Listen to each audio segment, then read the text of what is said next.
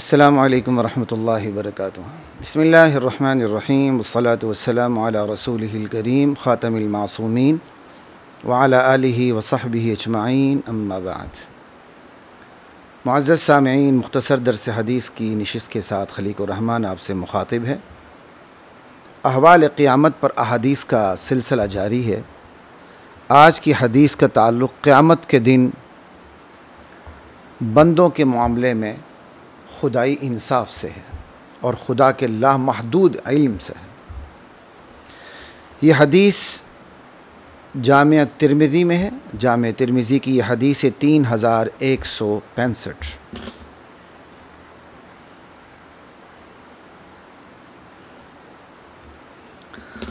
और इसके रावियाँ हैं अम्मा आयशा रज़ी अल्लाह तआला अन्हा।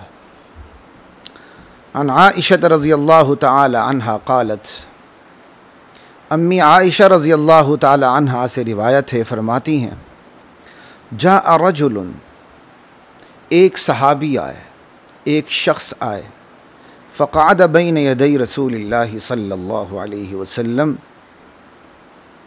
और वो सहाबी नबी करीम सल्लल्लाहु अलैहि वसल्लम के सामने बैठ गए। फ़क़ाल, और उन्होंने अर्ज़ किया, या रसूल अल्लाह, या रसूल अल्लाह, इन्न ली ममलूकैन, अल्लाह के रसूल मेरे दो ग़ुलाम हैं। इन्न ली ममलूकीन, ममलूकैन नहीं, इन्न ली ममलूकीन, अल्लाहु अकबर, मेरे चंद ग़ुलाम हैं।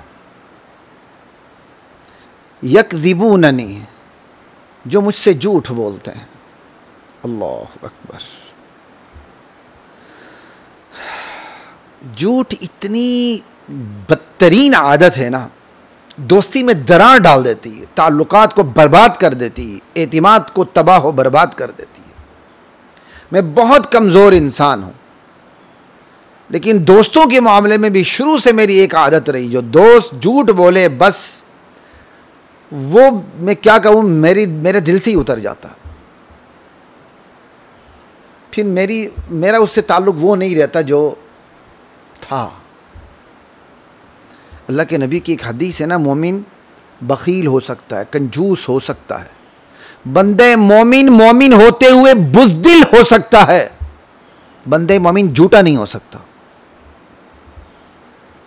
ये एक और हदीस है, उसका बिल्कुल क्रीम खुलासा मैंने आपके सामने रख दी। उसकी क्रीम, बंदे मोमिन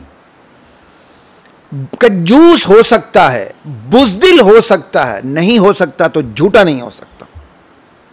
ये झूठ इतनी बदतरीन बीमारी है। कोई शख्स बुज़दिल है तो अपनी ज़ात की हद तक है, मुआशरे की फ़िज़ा उससे दड़ाम से नीचे नहीं गिरती। भाई ये एक बुज़दिल है, 10 और बहादुर मौजूद हैं जो बहादुरी के मकाम पर अपनी बहादुरी दिखाएंगे। एक कंजूस है, 10 सखी भी मौजूद हैं। लेकिन जो झूठा है उसका झूठ मुतअद्दी बीमारी होता है। वो झूठ पूरे समाज में फैल जाता है और समाज में फैल के सच्चे लोग भी उस झूठ पर एतबार करने लगते हैं। आखिर इंसान की कमज़ोरी है ना, वो नेगेटिविटी की तरफ जल्दी ट्रेवल करता है, मनफी बात की तरफ जल्दी लपकता है, मुस्बत बात की तरफ देर से आता है। सीधी सी बात है, मेरे सामने किसी की तारीफ़ हो, मैं मुश्किल से ही तस्लीम करूँगा, लेकिन मेरे सामने किसी पर तनकीद हो रही हो, फिर मैं फ़ौरन कान लगाऊंगा, मज़ीद सुनूंगा, मज़ीद इश्तियाक पैदा होगा और फ़ौरन मान भी लूँगा। ये इंसान की नफ्सियात है बड़ी कमज़ोर।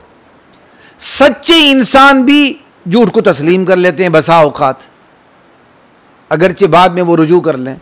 जैसे अम्मी आयशा रज़ी अल्लाह ताला अन्हा के बारे में नहीं हुआ, जब आप पर मुनाफिकीन ने आपकी पाकदामनी को पर तोहमत लगाने की कोशिश की, तो बाद सहाबा भी उस प्रोपेगंडे का शिकार हो गए थे, बाद में जिनको माफ़ी दे दी गई मिन जानिबिल्लाह।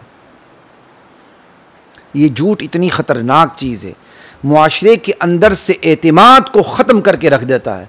और जिस समाज में बाहमी एतिमाद ख़त्म हो जाए वो समाज समाज नहीं होता, वो एक बेसमत हुजूम होता है। उनके अंदर कोई इत्तिफाक, कोई इत्तिहाद, बरकत का कोई नामो निशान नहीं होता। क्यों? जब झूठ आ गया, एतिमाद की फ़िज़ा ख़त्म हो गई, आपस के अंदर यूनिटी, इत्तिफाक ख़त्म हो गया, सारा कुछ। यही वजह आप जमहूरियत को देख लें। जमहूरियत दुनिया का बदतरीन झूठ है, और ये जमहूरियत जिस जिस फ़िज़ा में गई, उस फ़िज़ा को इतना मुकद्दर कर दिया कि अच्छे खासे रिश्तेदारों के दरमियान जिनकी यूनिटी शोहरत रखती है, वो ख़त्म होकर रह जाती है। हमारे गिलगित बल्तिस्तान में अभी कुछ अरसा हुआ, ये जमहूरियत की नहूसत इस्लामाबाद से ट्रेवल करते हुए पहुंच चुकी है। लोग समझते हैं हमें हुकूक मिले, लेकिन हम यहाँ बैठकर दूरबीन से भी नहीं, इन्हीं आँखों से देखते हैं कि वो रिश्तेदार जिनके अंदर वो इत्तेहाद था कि दूसरे लोगों के लिए वो ज़रबुल मसल बने हुए थे, अब उनके दरमियान भी इत्तेहाद ख़त्म हो चुका है। घर घर के अंदर लड़ाई है इस जमहूरियत की वजह से। घर घर के अंदर बोझ है, फसाद है, हसद है, कीना है, इस जमहूरियत की वजह से। क्यों? जमहूरियत झूठ का नाम है। तो खैर, बात चल रही थी, सहाबी हैं, रसूल की खिदमत में आते हैं और अपने ग़ुलामों की बात करते हैं। या रसूल अल्लाह, मेरे चंद ग़ुलाम हैं, यकज़िबूननी, जो मुझसे झूठ बोलते हैं, व यख़ूनूननी, जो मुझसे खियानत करते हैं, बददियानती करते हैं, व यासूननी, जो मेरी नाफरमानी करते हैं, व अश्तिमुहुम, इसको व अश्तुमुहुम भी पड़ गया, बाब ज़रबा नसरा दोनों से है। व अश्तुमुहुम व अज़रिबुहुम, मैं उन्हें बुरा भला भी कहता हूँ और मैं उन्हें मारता भी हूँ। फ़कैफ़ अना मिनहुम, यानी फ़कैफ़ यकूनु हाली मिन अजलिहिम। समझ आए? ये मैंने अरबी में बता दी, जैसे अरबी शुरुआत में मौजूद है। यानी इन ग़ुलामों की वजह से क़यामत के दिन मेरा क्या हाल होगा या रसूल अल्लाह। उनकी बुराइयां भी बता दी, उन बुराइयों के मुकाबले में जो ये सज़ा देते हैं वो भी बता दी। लेकिन अल्लाह के नबी सल्लल्लाहु अलैहि वसल्लम ने सहाबा में तौहीद के बाद जवाबदही का एहसास इस कदर कूट के भर दिया था कि वो जवाबदही के एहसास से ही लरस जाते थे, ख्याल से ही कांप उठते थे, उनके जिस्म के रोंगटे बाल खड़े हो जाते थे। अब सहाबी हैं, उनके ग़ुलाम हैं, जो उनसे झूठ भी बोलते हैं, खियानत भी करते हैं, नाफरमानी भी करते हैं, वो उन्हें मारते भी हैं। अब उन्हें फ़िक्र हुई मैं मारता हूँ, कहीं क़यामत के दिन मेरा इसका हिसाब किताब तो नहीं होगा। नबी अलैहिस्सलाम के सामने सारा माजरा मिन वान ज़िक्र कर दिया कि उनकी कमज़ोरी क्या है और उस कमज़ोरी के बदले में मैं क्या करता हूँ। तरीका यही होता है, आपने किसी आलिम दीन से मसला पूछना है, मिन वान मसला बता दें। जैसे कहते हैं ना, डॉक्टर से बात नहीं छुपानी चाहिए वरना आपकी सेहत का नुकसान होगा। जनाब बिल्कुल इसी तरह आलिम दीन, काबिल एतमाद आलिम दीन जिससे आप मसला पूछते हैं, उससे मसला ना छुपाएं, उसे पूरी पूरी बात बताएं, वगरना आपके ईमान का नुकसान होगा। ठीक है। अब सहाबी ने नबी अलैहिस्सलाम के सामने सारा माजरा मिन वान बयान कर दिया। अब नबी अलैहिस्सलाम के सामने पूरी सूरत हाल खुल के, बिखर के, निखर के, निथर के, सुथर के आ गई। अब आप सल्लल्लाहु अलैहि वसल्लम ने इरशाद फरमाया, फ़क़ाल रसूलुल्लाह सल्लल्लाहु अलैहि वसल्लम इज़ा काना यौमुल क़ियामा, ए बंदे जब दिन होगा क़यामत का, युहसबु मा खानू का व असऊ का व कज़बू का व इक़ाबु का इय्याहुम। कई जगह मैंने पढ़ा कज़बू का कहा है, ऊपर युकज़िबूना कहा है। फिर थोड़ी सी मैंने तहकीक की, थोड़ा बहुत मैंने और इधर नुस्खों को देखा तो कज़बा यकज़िबू है और होना भी यही चाहिए। नीचे यकज़िबूना नहीं है तो यहाँ नीचे कज़बू का आना चाहिए। बजाव किसी ने ऊपर यकज़िबूना लिख दिया तो नीचे कज़बू का लिख दिया। भाई जब यकज़िबून है तो कज़बू का नहीं होगा, कज़बू का होगा। बहरहाल इसीलिए मैं इसको कज़बू का पढ़ने लगा हूँ। युहसबु मा खानू का व असऊ का व कज़बू का व इक़ाबु का इय्याहुम। अल्लाहु अकबर। क़यामत का दिन होगा अल्लाह के बंदे, फिर अल्लाह ताला हिसाब लगाएंगे। अल्लाहु अकबर। अल्लाह ताला हिसाब लगाएंगे। उन्होंने जो तुम्हारी खियानत की, तुम्हारी नाफरमानी की, तुमसे झूठ बोलते रहे, बदले में तुमने उनको सज़ा दी। अल्लाहु अकबर। उसका अल्लाह पूरा पूरा हिसाब लेंगे, पूरा पूरा क्या कहते हैं हिसाब किया जाएगा। फ़इन कान इक़ाबुका इय्याहुम बिक़द्रि ज़ुनूबिहिम कान कफ़ाफ़न ला लका वला अलैक। अगर तुम्हारी सज़ा जो तुमने उनको दी है उनके गुनाहों की, समझ आई, उनका जो कसूर है, कोताही है, उसके बराबर ही होगी। तुमने जितना उनका कसूर था उतनी ही तुमने उनको सज़ा दी है, तो ये बराबर सराबर मसला हो गया। न तुम्हारे हक़ में कोई बात जाती है, न तुम्हारे ख़िलाफ़ कोई बात जाती है। तुमने सज़ा दी, एक मुबाह जायज़ सज़ा दी, तुम्हें सज़ा देने का हक़ था, तुमने सज़ा दे दी, बराबर सराबर। तुम्हारे लिए कोई हक़ साबित नहीं और तुम्हारे ख़िलाफ़ भी उनके लिए कोई हक़ साबित नहीं। ला लका वला अलैक। इन कान इक़ाबुका इय्याहुम दून ज़म्बिहिम कान फ़ज़लन लका। काना फ़ज़लन लका क्या मतलब हो गया? काना फ़ज़लन लका अलैहिम, यानी काना लका हक़्क़न अलैहिम।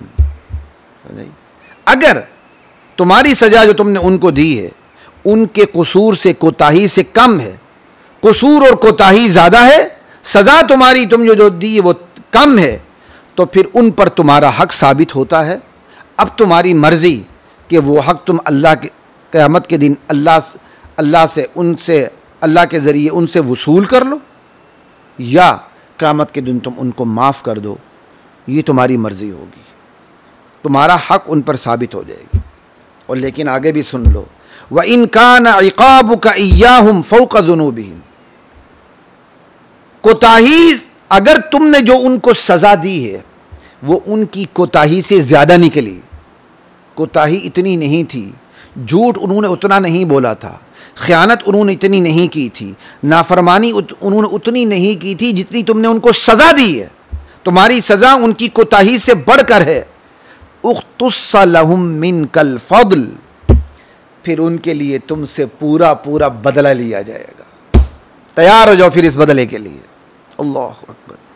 जब ये आखिरी बात उस सहाबी ने सुनी जिसके दिल में जवाबदही के एहसास कूट कूट के भरा हुआ था, मालिक यौमिद्दीन, जो बंदा 5 वक्त कम से कम नमाज पढ़े, सुन्नतें भी ना पढ़े, वाजिब भी ना पढ़े, सिर्फ फ़र्ज पढ़े, और 5 नमाजों में सूरह फातिहा आती है और शुऊर के साथ वो मालिक यौमिद्दीन पढ़े, सज़ा और जज़ा के दिन का मालिक है वो अल्लाह, जहाँ किसी का ज़ोर नहीं चलेगा उस पर, जहाँ वो किसी की मोहब्बत के दबाव में भी नहीं आएगा, तो वाकई वो जवाबदही के एहसास के दिन से भरा हुआ होगा। यही दाई का कमाल होता है कि वो अपनी दावत के ज़रिए लोगों में जवाबदही का एहसास कूट कूट कर भर दे। और यही मदऊफ कौम जिसको दावत दी जा रही होती है, उनके दिलों की ज़रखेज़ी का कमाल होता है कि वो अल्लाह के दीन की दाई की उस दावत को अपने दिल की सरजमीन पर दावत की आबियारी करें।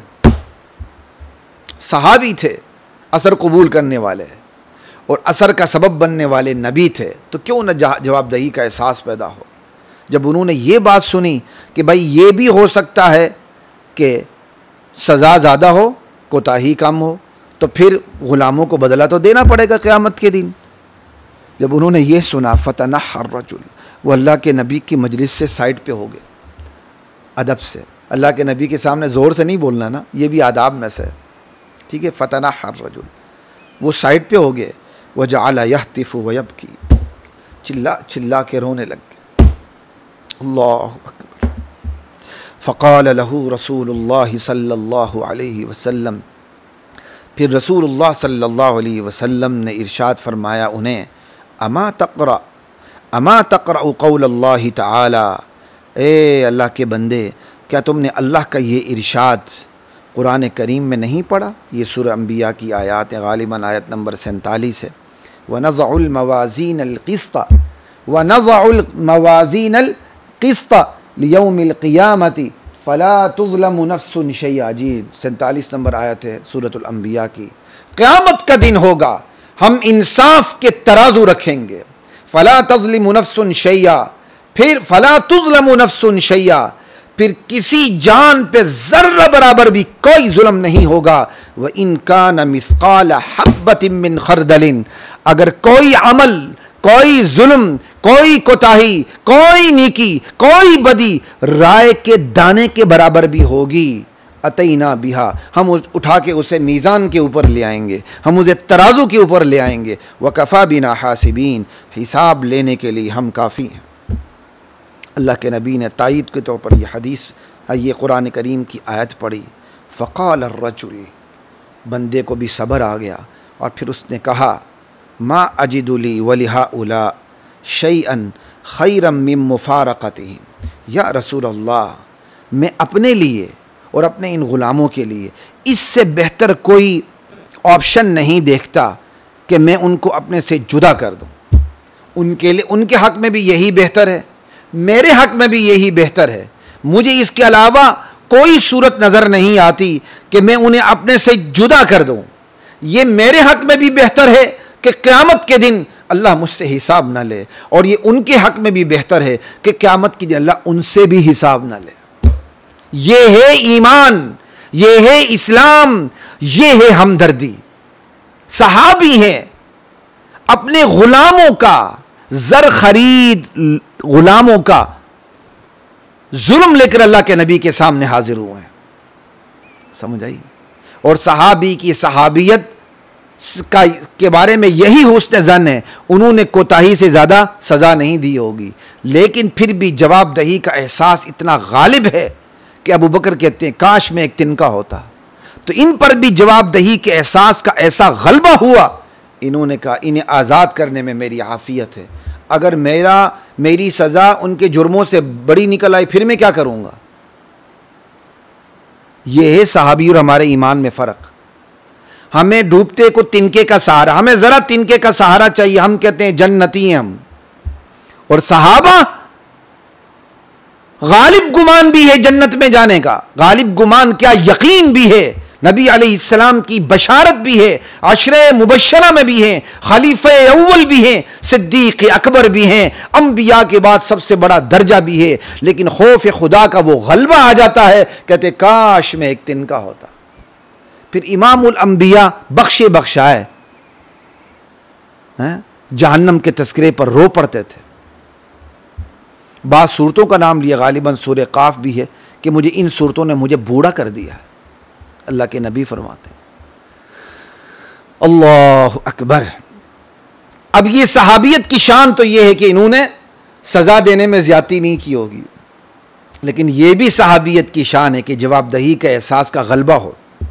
कहा या रसूल अल्लाह, मैं अपने लिए उन दोनों के लिए, उनके लिए भी बेहतर समझता हूँ। यानी इस मौके पर भी उन्होंने ये नहीं किया, हालांकि इनके पास एक और ऑप्शन भी था, इनके ग़ुलाम थे, ये ग़ुलाम बेच देते,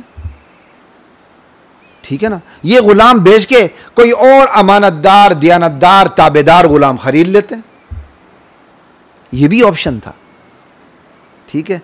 लेकिन सहाबी की दूर रस निगाह देखें कि ये जो मुझे समझ में आ रही है, भाई अगर ये मेरी खियानत कर रहे हैं, मुझसे झूठ बोल रहे हैं, मेरी नफरमानी कर रहे हैं, ये तो इनकी सिरिश में शामिल है। मैं बेच दूंगा, किसी और के पास जाएंगे, उससे झूठ बोलेंगे, उसकी खियानत करेंगे, उससे दगा करेंगे, अपनी आखिरत ख़राब करेंगे।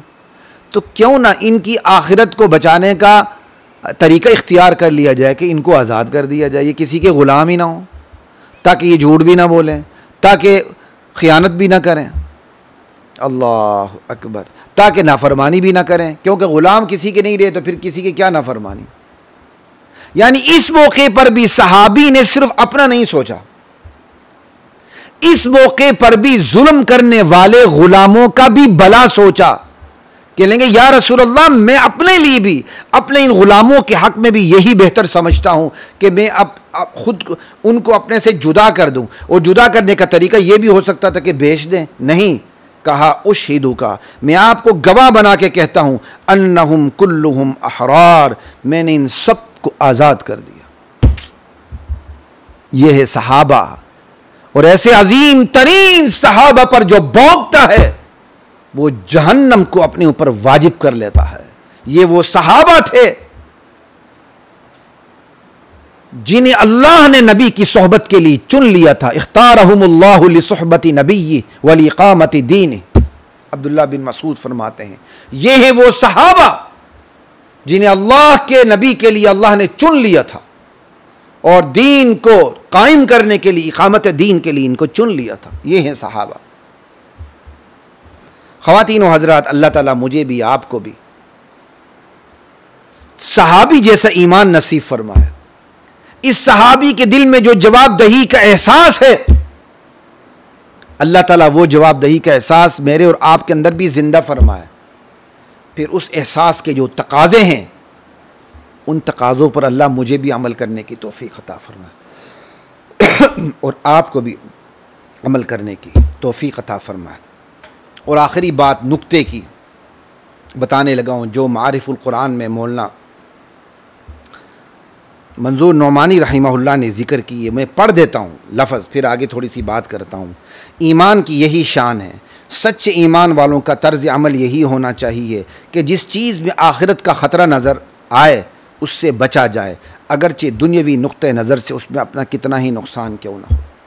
इसी बात पर गिरा लगाते हुए ख़वातीन व हज़रात, मैं आपसे बात करने लगा हूँ कि एक जायज़ काम है, वो आप जायज़ काम कर रहे हैं, लेकिन वो जायज़ काम करते हुए भी आपको ख़तरा महसूस होता है कि आप कहीं हद से तजावुज़ कर बैठेंगे, डी ट्रेक हो जाएंगे।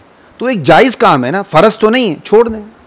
मिसाल के तौर पर आप एक कारोबार कर रहे हैं दूध का, ठीक है, दूध का कारोबार कर रहे हैं। दूध का कारोबार करते हुए आप दूध को ख़राबी से बचाने के लिए उसमें केमिकल डालते हैं, लेकिन गाहक से छुपाते हैं, गाहक से छुपाते हैं। उस दूध को ख़राबी से बचाने के लिए आप उसमें बर्फ़ डालते हैं 10 किलो, लेकिन गाहक से छुपाते हैं। अब वो 10 किलो बर्फ़ 10 किलो पानी बन गया, ठीक है। अब एक दूध का काम जायज़ है, लेकिन आपने इसके अंदर एक नाजायज़ काम पैदा कर दिया, तो आप उस दूध के कारोबार को ही छोड़ दें। क्यों? आप इस बीमारी से बाज ही नहीं आ रहे। एक जायज़ काम है, उसमें अगर नाजायज़ काम की तरफ आपके चलने के इम्कानात ज़्यादा हो जाते हैं, तो आप उस जायज़ काम को छोड़ दें। वो वाजिब फ़र्ज़ तो नहीं है आप पर, कोई और काम करें। इसी तरह आप दुकान पे बैठे हैं, आप तोलने में थोड़ी बहुत कमी बेशी कर देते हैं, बाज आने की नीयत के बावजूद आप बाज नहीं आते, आप उस काम को छोड़ दें। यानी जिस काम में आप पड़े हुए हैं उस काम में आप डी ट्रेक हो जाते हैं। ख़तरा महसूस होता है कि मैं डी ट्रेक हो जाऊंगा, और उसके मुकाबले में कोई और काम है जिसके बारे में आपको यकीन है कि यहाँ मैं डी ट्रेक नहीं हूँगा, आप वो काम कर लें।